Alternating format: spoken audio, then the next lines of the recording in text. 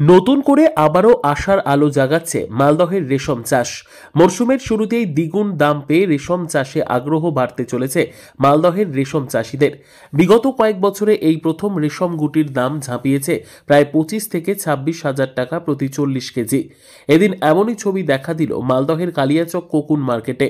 চলতি অঘ্রাণ মরশুমে রেশম গুটি বাজারে অভাবনীয় দাম উঠতেই জেলার রেশম চাষিদের মুখে ফুটেছে স্বস্তির হাসি।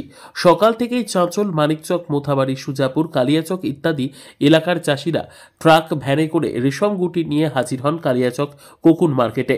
এক রেশম চাষি নূর ইসলাম জানান, বিগত কয়েক বছরের তুলনায় এবছর দ্বিগুণ দাম হয়েছে রেশম গুটির। এতদিন লাভের মুখ দেখতে পায়নি, তবে এবছর মরশুমের শুরুতেই দাম পেয়ে খুব ভালো লাগছে। আগামীতে আবার আরো বেশি পরিমাণে চাষ করার পরিকল্পনা রয়েছে। ইসলাম, আমি একজন রেশম চাষি। আমার পলু বেশ ভালো হয়েছে, দামও ভালো পেয়েছি।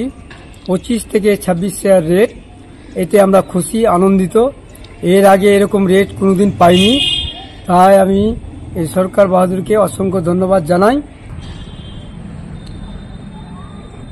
আমরা এই রেশম চাষ করে এবছর যে ইনকাম বেশি অতিরিক্ত হয়েছে সেটা 20,000 বেশি পাওয়া গেছে।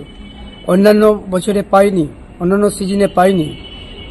এর জন্য আমরা আনন্দিত ও গর্বিত।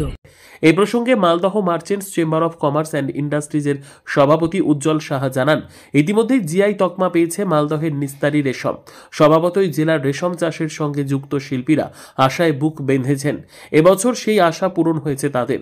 অতিরিক্ত পরিমাণ এমন দাম পেয়ে রেশম চাষের ক্ষেত্রে আরও আগ্রহ বাড়তে শুরু করেছে জেলার রেশম চাষিদের।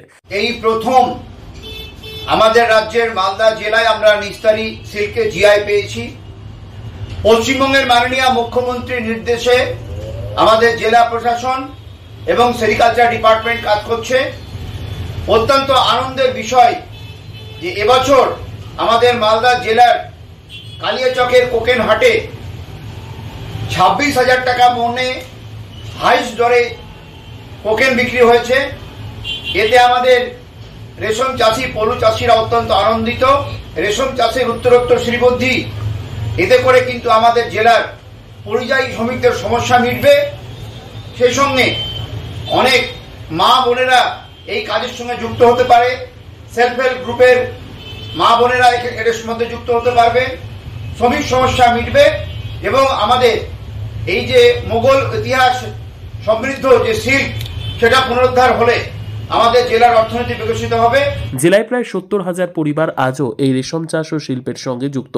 একসময় জেলায় অধিকাংশ বাড়িতে ঘাই মেশিনের মাধ্যমে তৈরি হতো রেশম গুটি থেকে সুতো।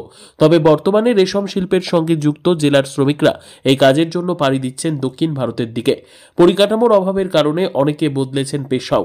তবে এমন পরিস্থিতিতে জেলার উন্নত মানের রেশম গুটির দাম বৃদ্ধি হওয়ায় আবারও রেশম চাষ ও শিল্প ক্ষেত্রে নতুন করে স্বপ্ন দেখতে শুরু করেছেন জেলার রেশম চাষিরা। মালদহ থেকে জিএম মমিন, লোকাল 18 বাংলা।